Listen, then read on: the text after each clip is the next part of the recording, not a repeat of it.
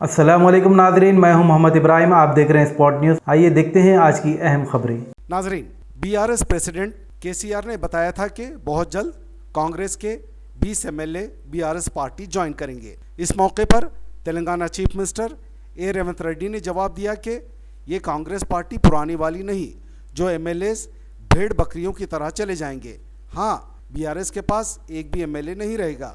BRS की car के निशान को तनकीद का निशाना बनाते हुए कहा कि कार के पार्ट्स को बेच दो और कार को स्क्रैप में बेच डालो। वक्त आ गया है जब बीआरएस के साथ कोई भी नहीं रहेगा। मैं शाहिद हुसैन, स्पॉट न्यूज़, हैदराबाद।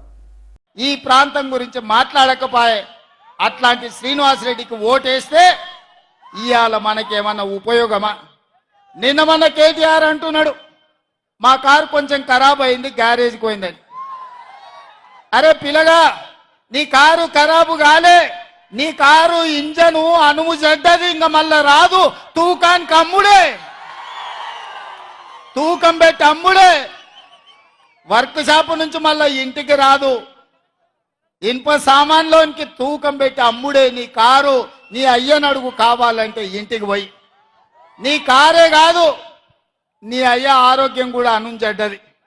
ఎందుకంటే 7 తారీఖు నాడు ప్రమాణ స్వీకారం ఉంటే ఆయననే నీ అయ్య బోర్ల పడ్డాడు, బొక్కలు ఇరిగిన ఇయ్యాలటికి నడవలేకపోతుంది. మొన్న జరిగిన ఎన్నికల్లో ప్రజలు కారును బండకేసి కొట్టిండ్రు, 100 మీటర్ల గోతి తీసి పాతి పెట్టిర్రు. ఇంకా కూడా ఆయన పొంకనాలు కొడుతున్నాడు.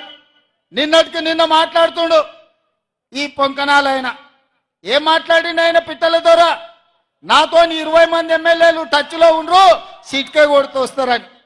సిట్కే కాదు, మిద్దెకి డప్పు కొట్టు బిడ్డ, నీ దగ్గర ఉన్నోళ్ళు కూడా ఎవడన్నా ఉంటాడేమో చూద్దాం. గతంలో లాగా కాంగ్రెస్ ఎమ్మెల్యేలు గొర్రెల మంద తోడేళ్లలాకొచ్చి చేప కొట్టి కొట్టుకపోదాం అనుకుంటున్నాం బిడ్డ. ఈడ కాపలా ఉన్నది రేవంత్ రెడ్డి, నువ్వు ప్రయత్నం చేసి చూడు. ఈడ మా ఎమ్మెల్యేలను కంచేసి కాపాడుకునే శక్తి హైటెన్షన్ వైరు రేవంత్ రెడ్డి ఉన్నాడు బిడ్డ. వచ్చి ముట్టుకో. కరెంటు తీగ మీద కాకి కరెంటు కొడితే ఎట్లా కర్రెగా సస్తదో, నువ్వు కాంగ్రెస్ వైపు చూస్తే నీ సంగతి గట్లనే అవుతుంది. నువ్వు మాదిక్కు కాదు, నీ దొడ్ల సాయంత్రానికి ఎన్ని వచ్చినా ఒకసారి లెక్క పెట్టుకో బిడ్డ, నీ సంగతి చెప్తా గాని. 100 రోజులు